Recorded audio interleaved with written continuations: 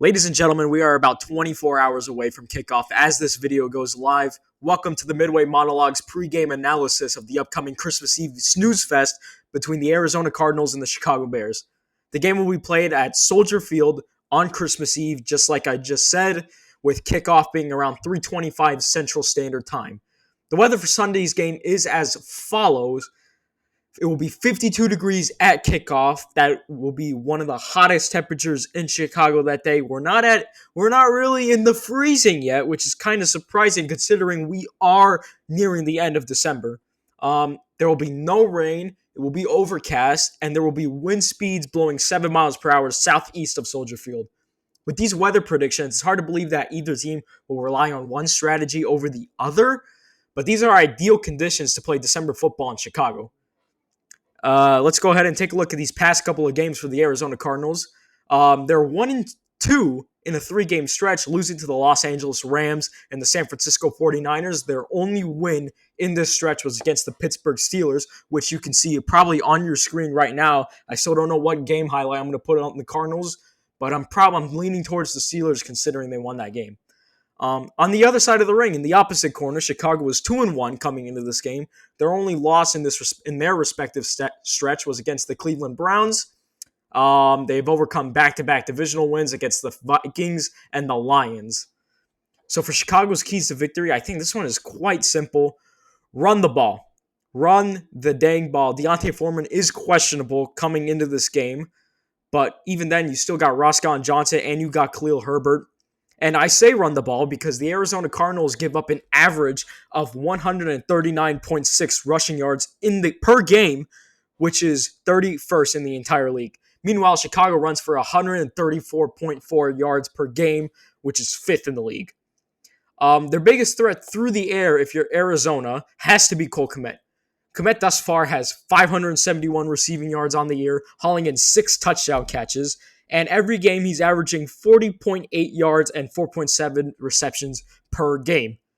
Defensively, the Cardinals' biggest threat hands down, has to be Montez Sweat.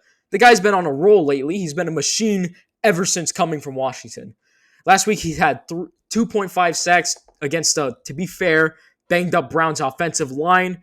But this week, he faces a rookie Paris Johnson Jr. Montez Sweat should have another multiple sack game, as Paris Johnson Jr. has been facing rookie woes throughout the season. For Arizona, their key to victory should just be to play safe football. Matt Eberflus finally figured out this defense, and throughout these past couple of weeks, he's mustered up 18 takeaways on the year thus far, which is 2nd in the NFL. If I'm Arizona, I want to come into this game with a game plan to run the football, keep it on the ground and away from the air, especially with Kyler Murray back there quarterbacking for the Cardinals. You want to use his legs to his advantage. And I say keep it on the ground for Arizona because this Chicago secondary is starting to really find its footing with, let's be honest, soon-to-be all-pro corner Jalen Johnson. Kyler Gordon is starting to emerge. Jaquan Brisker. It's just loaded back there. Recording this on Friday, I was able to access the injury reports for both teams. The biggest hit on the Bears side of things is offensive guard Tevin Jenkins, as he's ruled out of Sunday's game with a concussion. As I mentioned before, Deontay Foreman is questionable, and Cole Kmet is also questionable.